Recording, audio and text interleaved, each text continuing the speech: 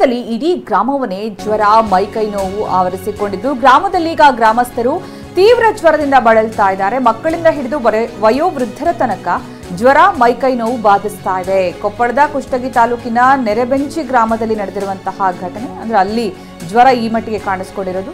ಕಳೆದ ಒಂದು ವಾರದಿಂದ ಗ್ರಾಮದ ಜನರಲ್ಲಿ ಜ್ವರ ಹೆಚ್ಚಾಗ್ತಾ ಇದ್ದು ಎಲ್ಲರೂ ಕೂಡ ಅಸ್ವಸ್ಥರಾಗಿದ್ದಾರೆ. ಊರಿನ ದೇವಸ್ಥಾನದಲ್ಲಿ ಈಗ ಡ್ರಿಪ್ಸ್ ಹಾಕಿ ಗ್ರಾಮಸ್ಥರಿಗೆ ಚಿಕಿತ್ಸೆ ಕೊಡಿಸಬೇಕಾದಂತಹ ಅನಿವಾರ್ಯತೆ ಎದುರಾಗಿದೆ. ಆರೋಗ್ಯ ಇಲಾಖೆ ಸಿಬ್ಬಂದಿ ಜನರಿಗೆ ಈಗ ಊರಿನ ದೇವಸ್ಥಾನದ ಆವರಣದಲ್ಲೇ ಡ್ರಿಪ್ಸ್ ಹಾಕ್ತಾ ಇದ್ದಾರೆ. ಗ್ರಾಮದಲ್ಲಿ ಈಗ ಆರೋಗ್ಯ ಇಲಾಖೆಯ ಸಿಬ್ಬಂದಿ ಬೀಡು ಬಿಟ್ಟಿದ್ದು ಸ್ವಲ್ಪ ಆತಂಕಕ್ಕೂ ಕಾರಣವಾಗಿದೆ. ಈ ಮಟ್ಟಿಗೆ ಇಡೀ ಗ್ರಾಮಕ್ಕೆ ಜ್ವರ ಆವರಿಸಿದೆ ಅಂತಂದ್ರೆ ಯಾವ ರೀತಿಯ ಜ್ವರ ಇರಬಹುದು ಅನ್ನುವಂಥದ್ದು. ಈ ಸಂದರ್ಭ ಒಂದು ಹವಾಮಾನ ವೈಪರೀತ್ಯದ ಕಾರಣದಿಂದಲೂ ಇರುತ್ತೆ, ಫ್ಲೂ ಅಂತಹ ಸಮಸ್ಯೆ ಇರುತ್ತೆ, ಅಥವಾ ಕೋವಿಡ್ ಏನಾದರೂ ಟೆಸ್ಟ್ ಮಾಡಬೇಕಾ ಅಥವಾ ಬೇರೆ ಏನಾದರೂ ಜ್ವರ ಈ ಊರನ್ನು ಬಾಧಿಸ್ತಾ ಇದೆಯಾ ಗೊತ್ತಿಲ್ಲ. ಆದರೆ ಎಲ್ಲರೂ ಕೂಡ ಮಕ್ಕಳು, ವಯೋವೃದ್ಧರು, ಮಹಿಳೆಯರು ಅಂತ ಹೇಳಿದ್ರೆ ಎಲ್ಲರೂ ಕೂಡ ಜ್ವರದಿಂದ ಈಗಾಗಲೇ ಬಳಲ್ತಾ ಇದ್ದಾರೆ. ನಾವೀಗ ಗಮನಿಸಬಹುದು ದೇವಸ್ಥಾನದ ಆವರಣದಲ್ಲಿ ಯಾವ ರೀತಿ ಅವರಿಗೆ ವ್ಯವಸ್ಥೆಯನ್ನು ಮಾಡಲಾಗ್ತಾ ಇದೆ ಆರೋಗ್ಯ ಇಲಾಖೆ ಸಿಬ್ಬಂದಿಯಿಂದ ಅಂತ. ಎಲ್ಲರೂ ಕೂಡ ಜ್ವರ ಮೈಕೈ ನೋವು.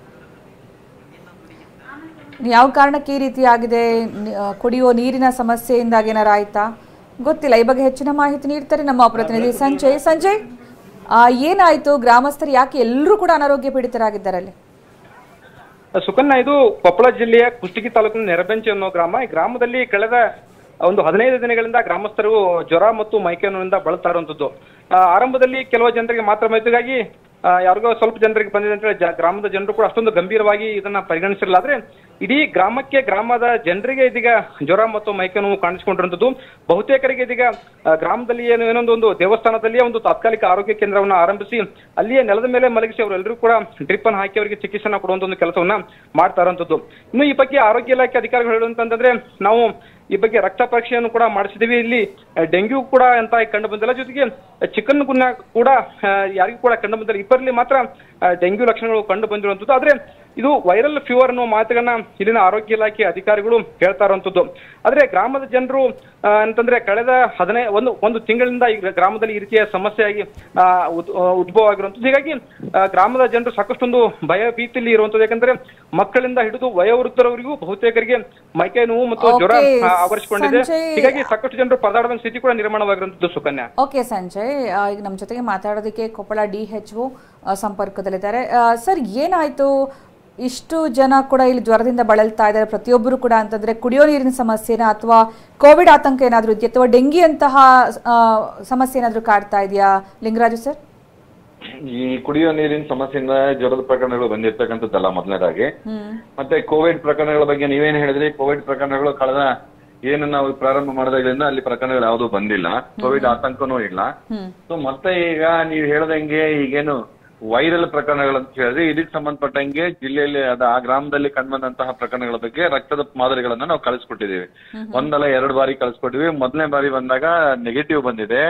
ಸೊ ಮತ್ತೆ ನಿನ್ನೆ ಕಳಿಸ್ಕೊಟ್ಟಾಗ ಚಿಕನ್ ಗುನ್ಯಾ ಪ್ರಕರಣಗಳಿದಾವೆ ಅಂತ ಹೇಳಿ ಒಂದು ಪ್ರಕರಣ ಬಂದಿದೆ. ಬಟ್ ಆ ಗ್ರಾಮದಲ್ಲಿ ಪಾಪ್ಯುಲೇಷನ್ ಸುಮಾರು ಒಂದು 1500 ಇದೆ. ಸೊ ಅದಕ್ಕೆ ಸಂಬಂಧಪಟ್ಟಂಗೆ ಅಲ್ಲಿ ಜನಪ್ರತಿನಿಧಿಗಳು ಮತ್ತೆ ಅಲ್ಲಿನ ಜನರು ಕೇಳದಂಗೆ ಒಂದು ಟೆಂಪರರಿ ಕ್ಲಿನಿಕ್ ಅನ್ನ ಅಲ್ಲಿ ಮಾಡಿದ್ದಾರೆ. ಸೊ ಅಲ್ಲಿ ಲಭ್ಯವಿರ್ತಕ್ಕಂಥ ಸ್ಥಳದಲ್ಲಿ ಒಂದು ಕ್ಲಿನಿಕ್ ಅನ್ನು ಮಾಡಿ ಚಿಕಿತ್ಸಾ ಕೇಂದ್ರವನ್ನ ಮಾಡಿದ್ದಾರೆ. ಈಗ ಸ್ಥಳದಲ್ಲಿ ನಮ್ಮ ತಾಲೂಕು ಆರೋಗ್ಯ ಅಧಿಕಾರಿಗಳಿದ್ದಾರೆ, ಮತ್ತೆ ನಮ್ಮ ಪ್ರಾಥಮಿಕ ಆರೋಗ್ಯ ಕೇಂದ್ರದ ವೈದ್ಯಾಧಿಕಾರಿಗಳು ಮತ್ತೆ ಸಿಬ್ಬಂದಿಗಳು ಕೆಲಸ ಮಾಡ್ತಾ ಇದ್ದಾರೆ. ಓಕೆ, ಅಂದ್ರೆ 1500 ಜನರಲ್ಲಿ ಎಷ್ಟು ಜನರಿಗೆ ಜ್ವರ ಇದೆ ಸರ್ ಈಗ ಆ ಭಾಗದಲ್ಲಿ? ಈಗ ನಿನ್ನೆ 30 ಜನ ಪ್ರಕರಣಗಳು ಜ್ವರದ ಪ್ರಕರಣಗಳಿದಾವೆ ಅಂತ ಹೇಳಿ ಚಿಕಿತ್ಸೆ ಪಡೆದಿದ್ದಾರೆ. ಇವತ್ತು 15 ಇಲ್ಲಿವರೆಗೂ ಪ್ರಕರಣಗಳನ್ನು ದಾಖಲಾಗಿದ್ದಾರೆ. ಈಗ ನಮ್ಮ ತಾಲೂಕು ಆರೋಗ್ಯ ಅಧಿಕಾರಿಗಳಿಂದ ನಾನು ವರದಿ ತರಿಸ್ಕೊಂಡೆ. ಸೊ ನಿನ್ನೆ 30 ಪ್ರಕರಣಗಳು ಬಂದಿದೆ. ಬಟ್ ವೈರಲ್ ಫೀವರ್ ಇದೆ. ವೈರಲ್ ಫೀವರ್ ಅಲ್ಲಿ ಚಿಕನ್ ಗುನ್ಯಾ ಪ್ರಕರಣಗಳಲ್ಲಿ ಏನಾಗುತ್ತೆ, ಸಾಮಾನ್ಯವಾಗಿ ಜ್ವರ ಜೊತೆಗೆ ಮೈಕೈ ನೋವು ಮತ್ತೆ ಕೀಲ್ ನೋವುಗಳು ಬರ್ತಕ್ಕಂಥದ್ದು ಗೊತ್ತಿರ್ತಕ್ಕಂಥ ವಿಷಯ. ಅದಕ್ಕೆ ಸಂಬಂಧಪಟ್ಟಂಗೆ ಮುಂಜಾಗ್ರತಾ ಕ್ರಮಗಳನ್ನು ಈಗ ಪಾಸಿಟಿವ್ ಬಂದಿದೆ.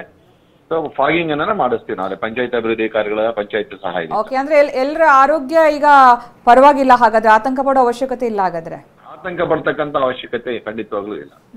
ಧನ್ಯವಾದ ನಮ್ಮ ಜೊತೆಗೆ ಮಾತನಾಡಿದಕ್ಕಾಗಿ ಲಿಂಗರಾಜ್ ಅವರೇ. ಇಡೀ ಗ್ರಾಮದ ಜನರಿಗೆ ಅಂತ ಹೇಳಲಾಗ್ತಾ ಇತ್ತು. ಎಸ್, ಈಗ ನಮ್ಮ ಜೊತೆಗೆ ಮಾತಾಡೋದಕ್ಕೆ ಉಸ್ತುವಾರಿ ಸಚಿವರಾಗಿರುವಂತಹ ಶಿವರಾಜ್ ತಂಗಡಗಿ ಅವರಿಗೆ ಸಂಪರ್ಕದಲ್ಲಿದೆ. ಶಿವರಾಜ್ ತಂಗಡಗಿ ಅವರೀಗ ಕೊಪ್ಪಳದಲ್ಲಿ ಆ ಭಾಗದಲ್ಲಿ ಬಹುತೇಕ ಜನರು ಜ್ವರ ಮೈಕೈ ನೋವಿಂದ ಬಳಲ್ತಾ ಇದ್ದಾರೆ. ತಾವು ಆ ಗ್ರಾಮಕ್ಕೆ ಏನಾದ್ರು ಭೇಟಿ ಕೊಟ್ರ, ಗ್ರಾಮಸ್ಥರನ್ನ ಮಾತಾಡ್ಸಿದ್ರ? ಮೇಡಮ್, ಈಗ ಇವತ್ತೇ DC ಅವರು ಮತ್ತು DH ಅವರು ಈಗ ಹೋಗ್ತಾ ಇದ್ದಾರೆ.